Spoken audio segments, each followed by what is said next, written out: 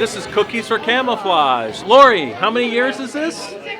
This is the 6th year of Cookies for Camouflage, where the community comes together, bakes cookies, donates other supplies, and they're sent overseas to our military men and women. This all started through the group Enfield Hua, led by Lori Gates, who you will interview later.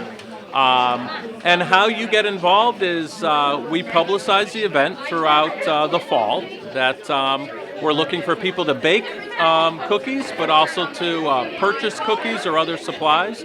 And we need people to do the baking, the donating. People can also get involved by helping fund the postage costs to send these to the overseas bases.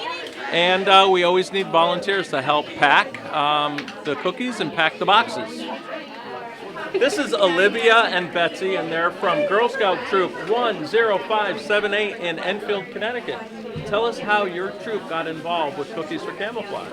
Our wonderful instructor, Liz Davis, she was finding activities for us to do, and this was one of them. All right. Well, thank you so much for helping out. What do you like best about Cookies for Camouflage today? The cookies. The cookies? Did you get to sample one? No? But Looking at them. Yeah. All right.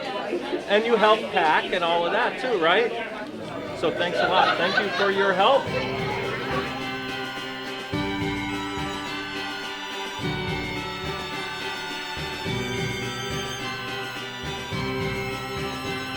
I'm Lori Gates, and I run the group Enfield Hua, which is H-O-O-A-H, spelled incorrectly phonetically. Hua is actually military slang. It's H-U-A, which stands for heard, understood, and acknowledged.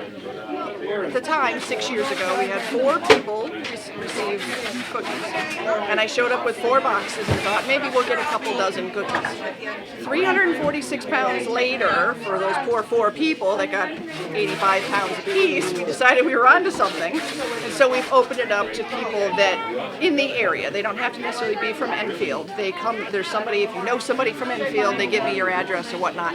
This year we happen to have 60-something recipients, including a unit of 50 that are deployed.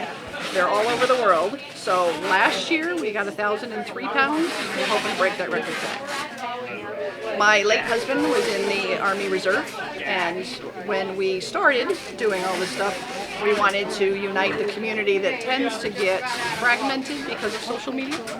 We want to use social media to get people back together, to find out who veterans are in your neighborhood, what you might be able to do to help them, how you can assist somebody who's overseas, and it has grown in ways I never saw it going, but it's all good. There's no dues, everybody belongs, but nothing happens without volunteers that come and say, hey, I can help with this. If you have a yard that needs to be cleaned up because somebody's got a blight issue and it's a veteran, those leaves aren't going to get raked by me alone. 20 people show up. You know, it kind of gives you an opportunity to do what you would like to do within the community, but it's also kind of a silent way to do things. You're paying back what the veterans have done for us in your own way, in your own time. The other groups that are here with us today are the Enfield Dog Park. We are helping Heroes for Hounds program, which is run by a gentleman out of Simsbury. He sends supplies to the deployed canines that are overseas in a war effort, and also the Enfield Police Department's canine unit, giving them some little gifts for Christmas, trying to raise some money to help defer some costs for equipment that they need. Wreaths Across America is also here. A deadline for ordering wreaths for a local cemetery is tomorrow, so we're collecting money for that to try to honor more veterans that are buried in our cemetery here in town. And then Enfield Hua with boxes and boxes of cookies.